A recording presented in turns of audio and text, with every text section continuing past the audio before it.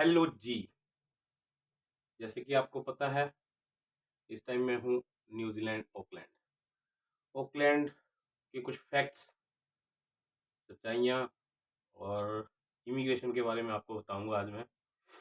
YouTuber बहुत बोलते हैं कि जी एंट्री डिनाई हो जाती है, डिपोर्ट हो जाते हैं, कई कुछ बोलते हैं। मैंने भी आने से पहले सभी यूट्यूब चैनल देखे, वहाँ पे सुना कि जी ऐसे हो जाएगा, वैसे हो जाएगा। डर था कहीं ना कहीं मन में कि क्या होगा, कैसे होगा। तो आपको बताता हूँ मैं आज इन बातों पे, सभी पे, यहाँ की लिविंग कॉस्ट क्या है, एंट्री कैसे मिलती है इमिग्रेशन में, सब कुछ बताएंगे। तो चलो वीडियो करते हैं स्टार्ट। सबसे पहली बात, चलते हैं हम इमिग्रेशन पे। डर होता है बंदे को कि मेरे पास वीज़ा है, मैं जाऊंगा और वहाँ पे इमिग्रेशन मेरे से क्या सवाल पूछेगी, क्या उनके जवाब देने होंगे। और एक ये मान के चलो कि जितने भी यूट्यूबर हैं, इन्होंने डर एक पैदा किया हुआ है आपके और मेरे मन में।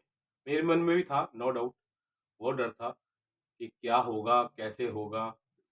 लेकिन मैं आपको बताऊं कि अगर आपके पास आपके डॉक्यूमेंट बिल्कुल ही जेन्युइन है, तो आपको कोई प्रॉब्लम नहीं आएगी। मैं न्यूजीलैंड से पहले ऑस्ट्रेलिया उतरा था, ऑस्ट्रेलिया के बाद मैं न्यूजीलैंड में आया। और मान के चलो कि कोई खास पूछताछ नहीं हुई एयरपोर्ट पे। हाँ ठीक है, वीज़ा ऑफिसर कुछ ना कुछ पूछता है, उसकी ड्यूटी है वीज़ा ऑफिसर की, वो पूछेगा ही कि क्या लेने आए हो, कितने दिन के लिए आए हो, क्या पर्पस है और आप क्या क्या कैरी कर रहे हो। जैसे कि मैं आपको बताऊं, वहाँ पे एक मुद्दे की बात बताता हूँ। मुद्दे की बात यह है कि वहाँ पे जैसे ही आप जहाज़ लैंड करने से 1 घंटा पहले आपको एक अराइवल कार्ड दिया जाता है। न्यूजीलैंड उतरने से पहले उस अराइवल कार्ड में आपने डिक्लेयर करना है। उसमें कई चीज़ें होती हैं, जैसे कि होता है उसमें कि आपके पास मेडिसिन है, अगर है तो यस लिखो, नहीं है तो नो लिखो। और आपके पास कोई लकड़ी है, आपके पास कोई पौधा है, आपके पास कोई बीज है, जो भी लिखा हो तो सच सच लिख दो, कोई दिक्कत नहीं आती। मेरे पास मेडिसिन थी, तो उन्होंने मेरे को पूछा कि मेडिसिन है, तो मैंने लिख दिया हाँ जी है। तो वीज़ा ऑफिसर ने पूछा कि किस चीज़ की है, तो मैंने उनको बता दिया कि मेरे को ये प्रॉब्लम है और मैं ये दवाई रेगुलर खाता हूँ, डॉक्टर ने मेरे को बोल रखा है। और डॉक्टर की मैंने पर्ची साथ में लगाई थी, तो उन्होंने मेरे को जाने दिया, कोई दिक्कत नहीं होती। दूसरी बात, आ जाते हैं हम, बोलते हैं जी डिपोर्ट कर देते हैं। मेरे जहाज में जितने बंदे थे उनमें से कोई डिपोर्ट नहीं होया, किसी की एंट्री डिनाई नहीं हुई, कुछ नहीं हुआ। ये सब और सब यूट्यूबर अपने व्यूअर लेने के लिए, या मुझे नहीं पता क्यों बोलते हैं ऐसा।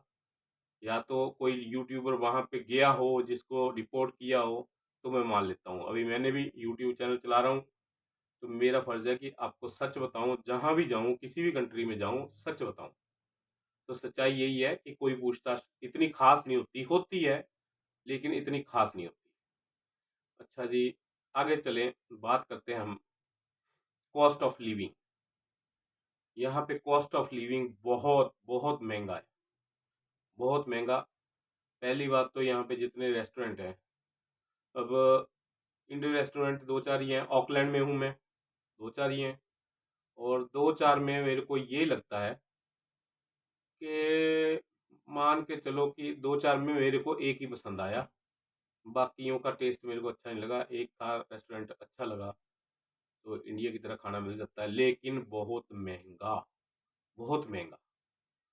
$4 की चाय, 50 रुपए के रेट से आप गुणा कर लो तो 200 रुपए की चाय।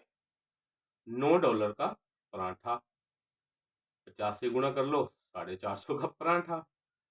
और लंच या डिनर अगर आपने लेना है, खाना है या कैरी करना है, तो $20, मतलब 1,000 रुपया।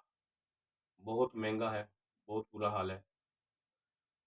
यहाँ पे जो लोग कमाते हैं उसके हिसाब से ठीक होगा, मेरे को लगता है उसके हिसाब से ठीक होगा। लेकिन जो घूमने आ रहे हैं उसको बहुत महंगा होगा। अगर आप न्यूजीलैंड आए तो मेरी बातों पे ध्यान दें, उस हिसाब से अपना खर्चा लेके आएँ, ताकि आपको बाद में परेशानी ना करना पड़े। मैं एयरपोर्ट में उतरा। एयरपोर्ट से उतरने के बाद मैंने टैक्सी की। टैक्सी वाला कोई $100 मांग रहा है। 27 किलोमीटर मेरा होटल था। जिस कमरे में बैठा हूँ ये मेरा होटल का ही कमरा है, 4 स्टार है। तो 27 किलोमीटर का मेरे से $100 मांग रहा था। $100 लगा लो आप, 50 से 5,000। लेकिन चलो एक पंजाबी आया तो उसने $70 में मेरे से बात की और मेरे को होटल के रूम पे छोड़ के गया। तो $70 आप मान के चलो 3500। 27 किलोमीटर का इंडिया में 3500 रुपया नहीं लेते। आप इंडिया के हिसाब से ना आइए न्यूजीलैंड। न्यूजीलैंड आना है उस हिसाब से खर्चा लेके आइए अपना, ताकि आपको कोई दिक्कत ना आए। सबसे बड़ी बात। अब चलो बात करते हैं दूसरी। मैं ऑकलैंड में हूँ। ऑकलैंड सुंदर है, बहुत सुंदर है। यहाँ का एक स्काई टावर है, पिछली वीडियो में आपने देखा होगा। मैं कल गया था घूमने, वीडियो भी डाली थी। स्काई टावर बहुत प्यारा है। और वहाँ पे $42 $42 की लगती है एंट्री फीस। और अच्छा है, 60 मंजिलें हैं उसकी। लिफ्ट से आपको पहले 50 मंजिलों तक ले जाएंगे, उसके बाद 10 अगली बार लेके जाएंगे। पहले 50 तक, 50 के बाद 60। तो उसके बाद आते हैं यहाँ के लोग। यहाँ के लोग बहुत फ्रेंडली हैं, बहुत ज़्यादा फ्रेंडली। बड़े प्यार से बात करते हैं। आप किसी से भी आप कुछ भी पूछें, आपको कोई भी गलत जवाब नहीं देगा। आप पूछ सकते हो, आपको नहीं पता लग रहा है कहीं जाने का तो आप उनको पूछ लो। वो आपको बिल्कुल कोऑपरेट करते हैं, बिल्कुल बताते हैं, हर चीज़ दिखाते हैं, कैसे करना है, कहाँ जाना है, हर चीज़। अच्छा जी, उसके बाद हम बात करते हैं यहाँ की क्वीन स्ट्रीट। ऑकलैंड में फेमस जगह घूमने की क्वीन स्ट्रीट है। वहाँ भी गया था मैं कल, आपको दिखाया था। क्वीन स्ट्रीट बहुत अच्छी है। लोग नो डाउट बड़े प्यारे लोग हैं, शांति में हैं, बात करते हैं, प्यार से करते हैं। और अगर आप भूल भी जाओ कोई रास्ता तो अच्छा, रास्ते से याद आया, मैंने एक चीज़ देखी न्यूजीलैंड में, ऑकलैंड में। अभी मैं ऑकलैंड में हूँ। ऑकलैंड में मैंने एक भी आवारा कुत्ता नहीं घूमता देखा रास्ते पे, एक भी। छोटे छोटे कुत्ते लोगों ने रखे हुए हैं, बड़े प्यार से उनके साथ चलाते हैं। मतलब कि एक भी आवारा कुत्ता मैंने नहीं देखा। रही बात सुंदरता की, तो बहुत सुंदर है, बहुत ही सुंदर। 127, न्यूजीलैंड में आप किसी भी साइड जाएंगे 127 किलोमीटर चलने के बाद आपको बीच, समुंदर आ ही जाएगा। किसी भी साइड चले जाओ आप। फेमस है कीवी फ्रूट के लिए। न्यूजीलैंड ऑल वर्ल्ड में सप्लाई देता है कीवी फ्रूट की। और भेड़ें बहुत ज़्यादा हैं, बहुत ज़्यादा। भी जाएंगे धीरे धीरे, अभी 2 दिन हुए हैं। अच्छा, एक बात मैं आपको बताना भूल गया। अगर आप न्यूजीलैंड आ रहे हो, अगर आपने न्यूजीलैंड आना है, प्रोग्राम बना रखा है, तो डॉक्टर से पर्ची बनवाइए। कोई भी दवाई चाहिए, खास करके बुखार की, बुखार, खांसी, जुकाम, ऐसी कोई चीज़ होती है तो डॉक्टर से आप पर्ची बनवाइए, मेडिकल स्टोर से बिल लीजिए और दवाइयाँ साथ में लेके आइए। क्यों? क्योंकि यहाँ पे मैंने एक भी क्लिनिक नहीं देखा जैसे कि इंडिया में। अब मैं जहाँ पे रहता हूँ हिमाचल में, हमारी छोटी सी मार्केट है 400-500 दुकान की, जिसमें 5-6 से भी ज़्यादा होंगे, 10 मान के चलो, 10 डॉक्टर क्लिनिक हैं, 5-7 मेडिकल स्टोर भी है। लेकिन यहाँ पे ना कोई मेरे को मेडिकल स्टोर दिखा। हुआ क्या कि मेरे को सर्दी लगी, मौसम चेंज हो गया तो बुखार हो गया। बुखार हो गया तो मैंने यहाँ पे ढूंढा कि कहीं मेरे को दवाई मिल जाए, लेकिन दवाई नहीं मिली। लास्टली मैं पहुँचा एक कन्वीनियंस स्टोर पे, जहाँ पे मान के चलो सब कुछ मिलता है, करियाना मिल जाता है, हर कुछ मिल जाता है। तो वहाँ पे एक दवाई पड़ी थी, ये दवाई, ये दवाई पैरासिटामोल 500 mg की है ये, लेकिन वो वहाँ से ली मैंने। तो वहाँ पे मैंने पूछा कि किसी डॉक्टर से सलाह लेते हैं या ऐसे करते हैं या वैसे करते हैं। उन्होंने बोला कि डॉक्टर से अगर आप मिलना चाहोगे, कम से कम 10 दिन या 5 दिन की आपकी अपॉइंटमेंट होगी। तो आप ये ले जाइए और एक की बजाय 2 खाइए, क्योंकि ये लाइट होती है। इंडिया में जो मेडिसिन होती है हैवी होती है। एक पैरासिटामोल से आदमी ठीक हो जाता है। आप ये खाइए, उन्होंने सजेस्ट किया। अभी 2-3 दिन हो गए हैं, एक पत्ता मैंने ख़त्म कर दिया, लेकिन फ़र्क लगभग ना के बराबर है। ये चीज़ आप नोट करिएगा। कभी भी इधर आना हो तो अपनी मेडिसिन, बुखार, खांसी, जुकाम, दर्द, पेन किलर, ये डॉक्टर की पर्ची लेके, गवर्नमेंट हॉस्पिटल से, मेडिकल स्टोर से बिल, ये चीज़ें लेके ही आइएगा। अगर आपको कहीं यहाँ पे फीवर हो जाता है तो आपके लिए बड़ी मुश्किल का सामना करना पड़ सकता है आपको। और उसके बाद बताऊँ क्या मैं, होटल है हमारा, होटल का स्टाफ बहुत अच्छा है, लेकिन प्रॉब्लम क्या है, इनका जो रेस्टोरेंट है, रेस्टोरेंट में इंडियन फूड नहीं मिलता।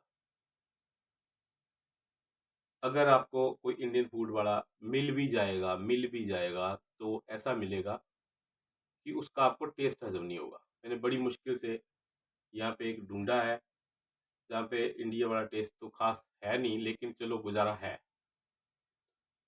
बहुत महँगा है न्यूज़ीलैंड, बहुत महँगा। आप उस हिसाब से अपना कैश कैरी कीजिए, न्यूज़ीलैंड डॉलर, कि आप कितने दिन रह रहे हो, कितना आपका बजट है।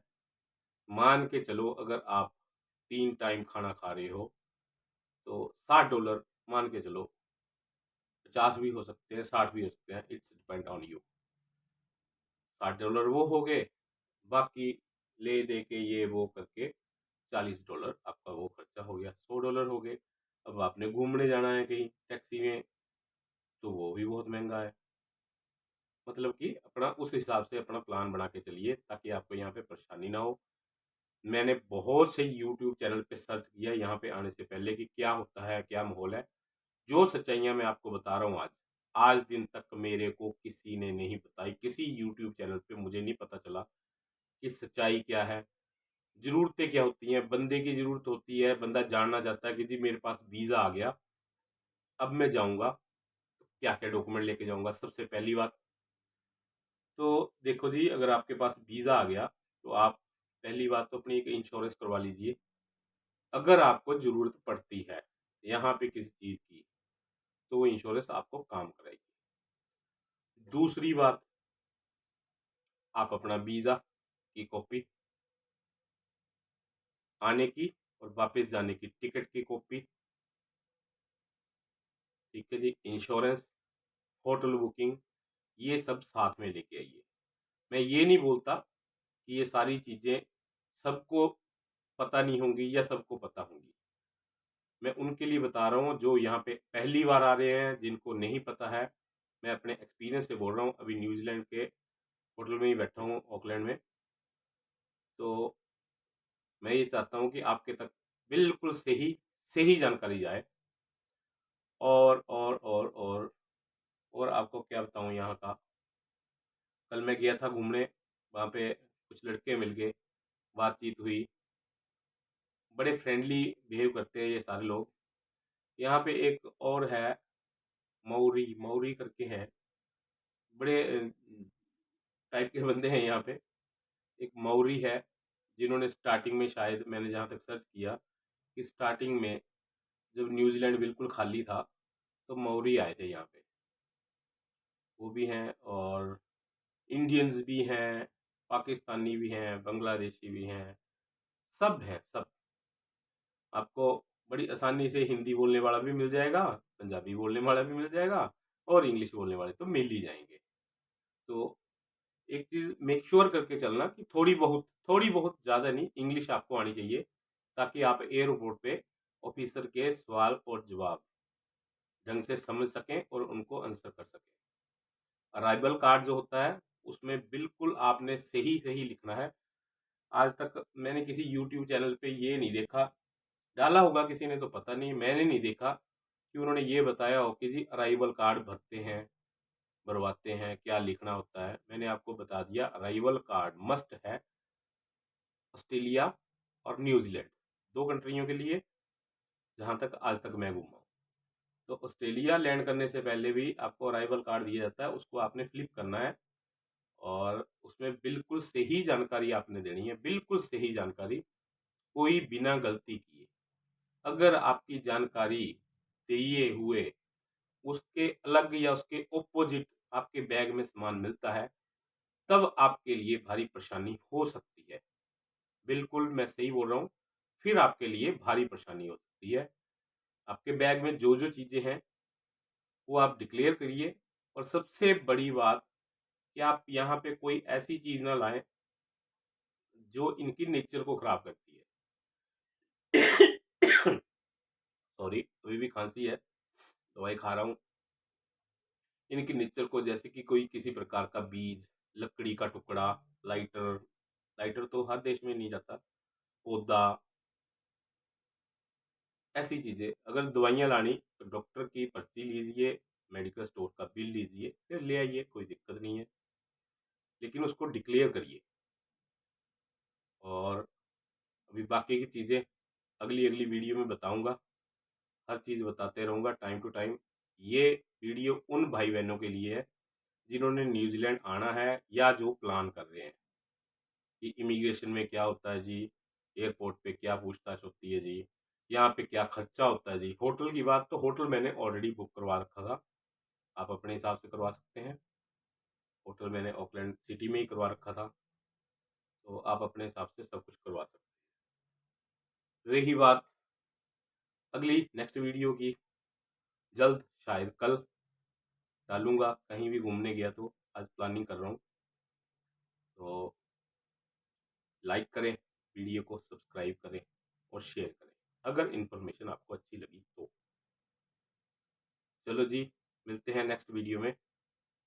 बाय बाय, नमस्कार।